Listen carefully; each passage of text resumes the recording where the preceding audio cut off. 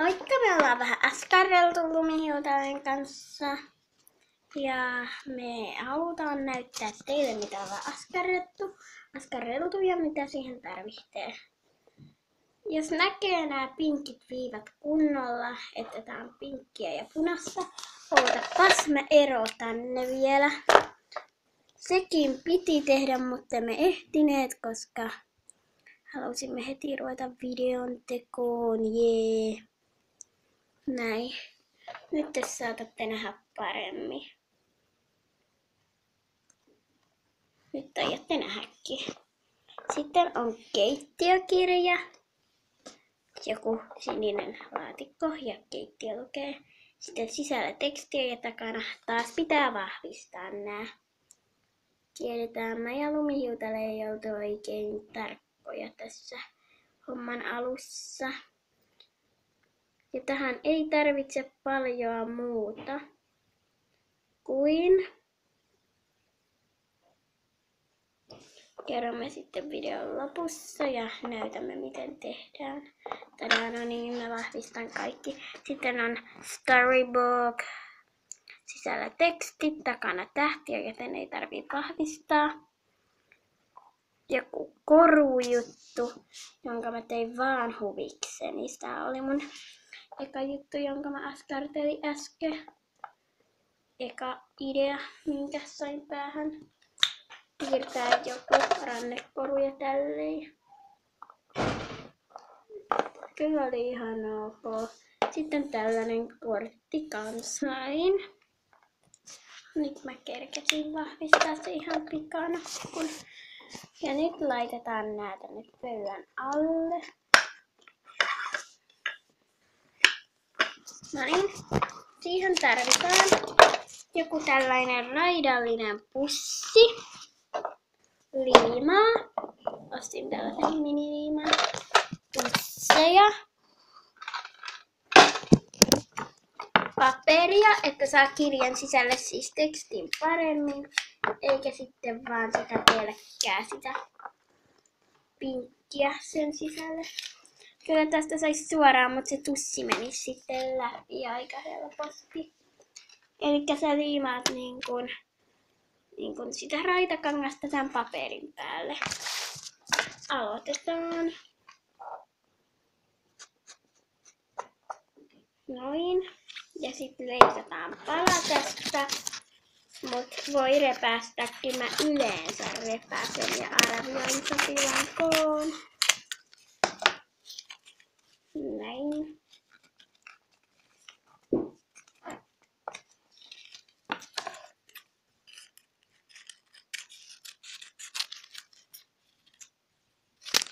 Mä erottelen tän osiin. Nyt jos tää liima ei mennyt kunnolla, niin laitetaan ihan vähän lisää.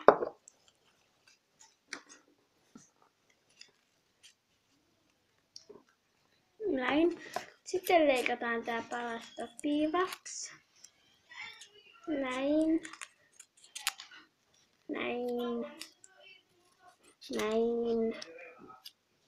Näin. Noin, nyt mä oon tehnyt 4. Nyt mä vain taitan sen keskeltä 2. Ja siitä tulee kirja. Mutta nyt mä en haluakaan kirjaa.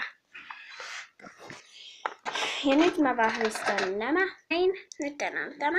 Sitten kirjoitetaan tähän jotain, vaikka sydän väritetään. Sitten kirjoitetaan jotain petsikieltä. Toivon, että tykkäätte tästä askartelujutusta. Noin. Ja tadadadaa, puoli on tällainen ja toinen tällainen aika valkea. Ja askarteluvideoita tulee joskus lisää. Nyt mä esittelen nämä kaikki yhdessä.